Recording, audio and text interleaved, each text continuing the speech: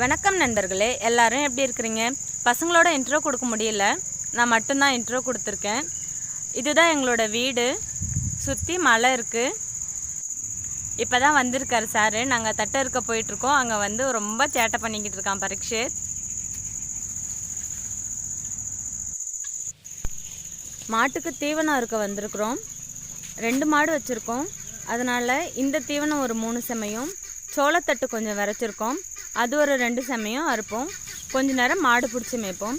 இன்றைக்கி நான் உங்களுக்கு சமையல் மட்டும் காமிக்க போகிறதில்ல, நாங்கள் எங்கள் நிலத்தில் செய்கிற கொஞ்சம் வேலையும் சேர்த்து காமிக்க போகிறோம். உங்களுக்கு பிடிக்கும்னு நினைக்கிறேன்.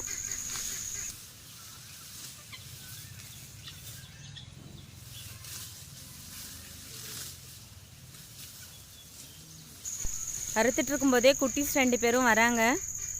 நாங்கள் எங்கே போனாலும் கூடவே வந்துடுவாங்க, வீட்டில் தங்கவே மாட்டாங்க. அதுதான் ரொம்ப பிரச்சனையாக இருக்குது.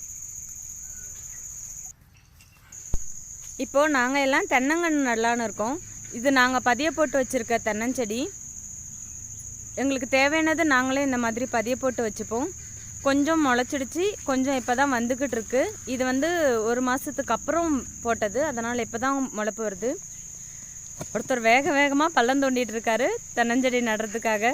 பாவம் ஒண்டியாக நோண்டிக்கிட்டு இருக்காங்க, கஷ்டம். எப்படி இன்றைக்கி ஒரு 4-5 செடியாவது வச்சிடலாம் அப்படின்னு சொல்லிட்டு பிளான் பண்ணோம். கூட கொஞ்சம் வீடியோஸ் எடுக்க வேண்டியது இருந்துச்சு சமையலுக்காக, அதனால் சரி கொஞ்சம் மட்டும் வைக்கலாம் அப்படின்னு பிளான் பண்ணியிருக்கோம்.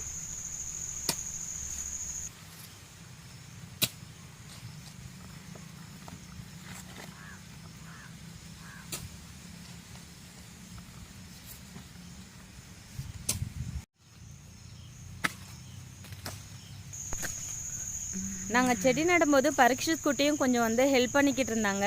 அதோ பண்ணிக்கிட்டு இருக்காங்க பாருங்கள், அதுதான் ஹெல்ப்பு. இதுதான் மண்புழு. இது இருந்தால் தான் நிலத்தில் இருக்கிற சத்தெல்லாம் மேலே கொண்டு வரும்.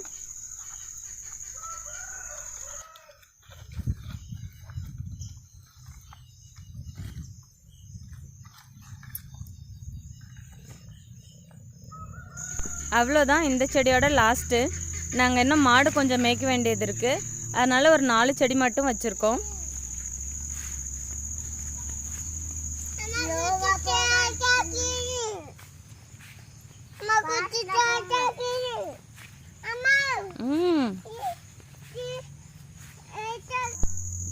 வேர்க்கடலை கொஞ்சம் போட்டுருக்குறோம். அந்த நிலத்துல தான் மாடு பிடிச்சிட்ருக்கோம். வரப்போரமாக கொஞ்சம் மேய்ச்சிட்டு அதுக்கப்புறம் சோளத்தட்டு, தீவனப்பயிறு அதெல்லாம் கொஞ்சம் போட்டுட்டு மாட்டுக்கு தண்ணி காமிச்சிட்டு பால் கறக்கிறது தான், அதுதான் வேலை.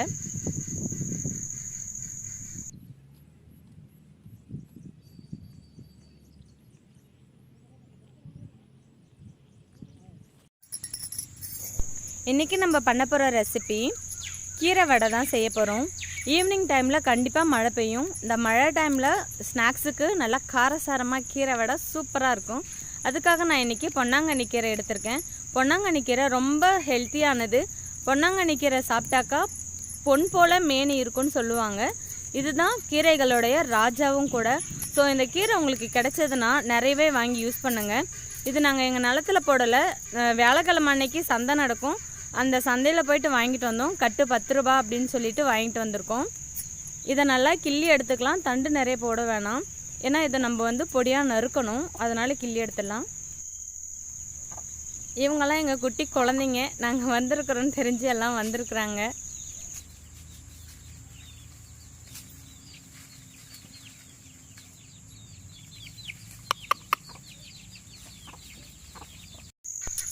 இந்த மாதிரி கீரையெல்லாம் அலசி எடுத்துக்கலாம். மண் எதனா ஒட்டி இருந்ததுன்னா வந்துடும், அதனால் கீரையெல்லாம் அலசிடலாம்.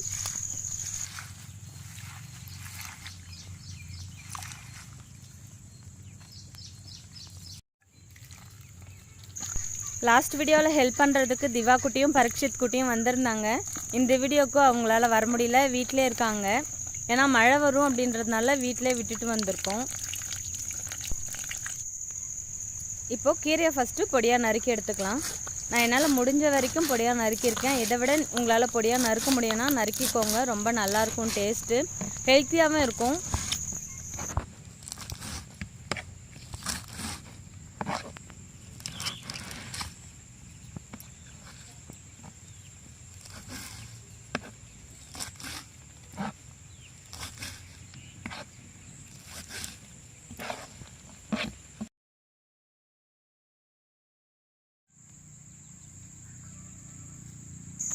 இப்போ கீரை ஃபுல்லாக நறுக்கி எடுத்தாச்சு.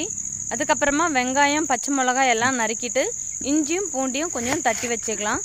தட்டி வச்சுட்டு அதுக்கப்புறம் வடை எப்படி செய்கிறதுன்னு பார்க்கலாம்.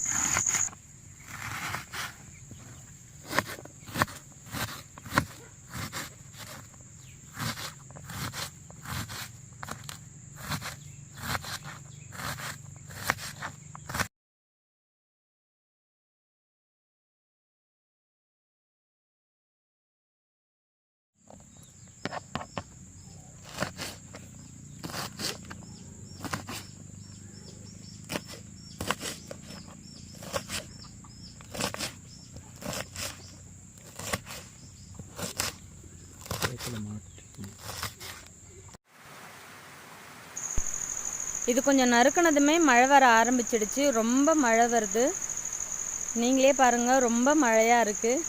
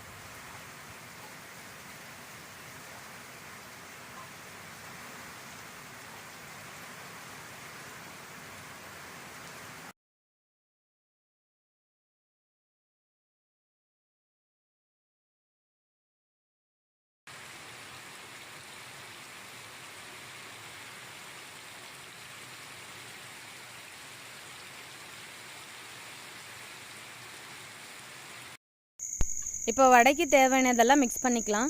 நான் உளுந்து கொஞ்சம் ஊற வச்சுருக்கேன். அதாவது 2 மணி நேரத்துக்கு முன்னாடி 1 கப் அளவு உளுந்து, 1 கப் அளவு கடலை மாவு ஊற வச்சுருக்கேன். அதை கொஞ்சம் கொரன்னு அரைச்சிருக்கேன். ரொம்ப மைய அரைய வேணாம். 4 6 உடையிற அளவுக்கு அரைஞ்சால் போதும்.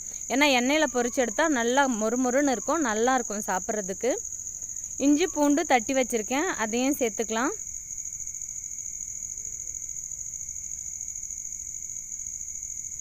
பொடியாக நறுக்குன பச்சை மிளகா நான் நிறைய சேர்த்துருக்கேன். உங்களுக்கு காரத்துக்கு தேவையான அளவுக்கு சேர்த்துக்கோங்க.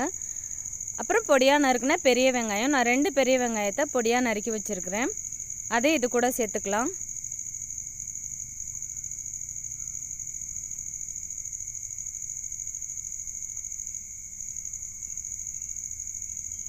கொஞ்சம் சோம்பு, 1/2 டேபிள் ஸ்பூன் அளவுக்கு சோம்பு, 1 டேபிள் ஸ்பூன் அளவுக்கு ஜீரகம் சேர்த்துக்கலாம்.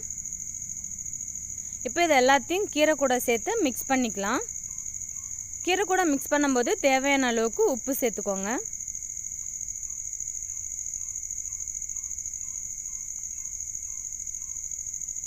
நிறைய மழை பெஞ்சிட்ருக்கு. சரி எல்லாம் கட் பண்ணி வச்சாச்சு, அதனால் சரி செஞ்சிடலாம் அப்படின்னு சொல்லிட்டு செஞ்சுக்கிட்டு இருக்கோம்.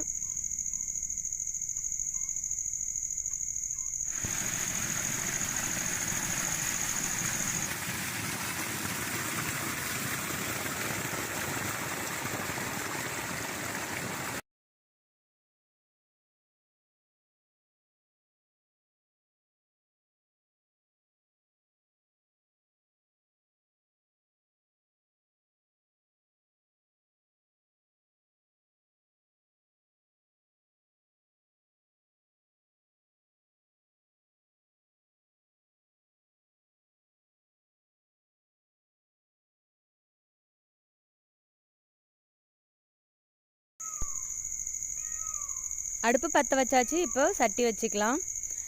நான் அடுப்பில் வைக்கும்போது பின்னாடி சைடில் சாம்பலால் ஃபுல்லாக தேய்ச்சிடுறேன். ஏன்னா அப்போ தான் கறி பிடிக்காமல் இருக்கும், கழுவும் போது ஈஸியாக வந்துடும். அதனால் இப்போ சட்டி காஞ்சிடுச்சு, எண்ணெய் சேர்த்துக்கலாம். நான் செக்கில் ஆட்டின கடலை எண்ணெய் மட்டும்தான் யூஸ் பண்ணுறோம். ஏன்னாக்கா நாங்களே கடலை போடுறதுனால அதிலிருந்து எடுத்து ஆடிக்கிறோம்.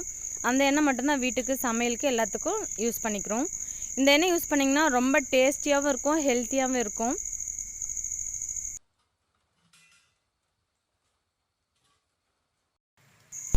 எண்ணெய் காஞ்சிடுச்சு. இப்போ நம்ம வடையை நல்லா தட்டி எடுத்துக்கலாம்.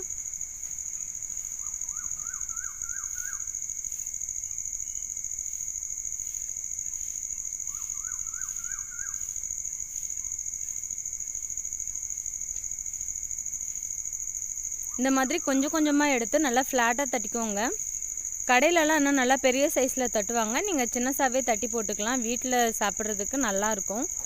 ஒரிஜினல் கடலை எண்ணெய்னா இந்த மாதிரி நம்ம போட்டாக்கா பொங்கி வரும். அதிலே நீங்கள் செக் பண்ணிக்கலாம். ஒருவேளை நீங்கள் கடையில் வாங்கும்போது வேறு எதனா மிக்ஸ் பண்ணலாம். அப்படி மிக்ஸ் பண்ணியிருக்கிற கடலை எண்ணெய்க்கும் ஒரிஜினல் கடலை எண்ணெய்க்கும் இதுதான் வித்தியாசம்.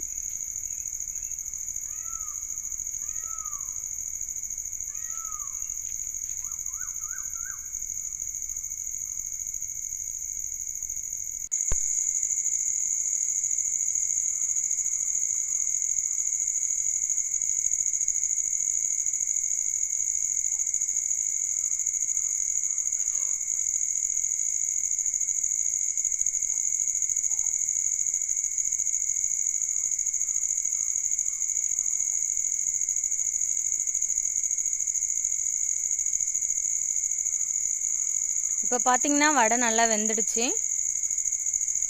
அவ்வளோதான், எடுத்து சாப்பிட்டு பார்த்தீங்கன்னா சூப்பராக இருக்கும்.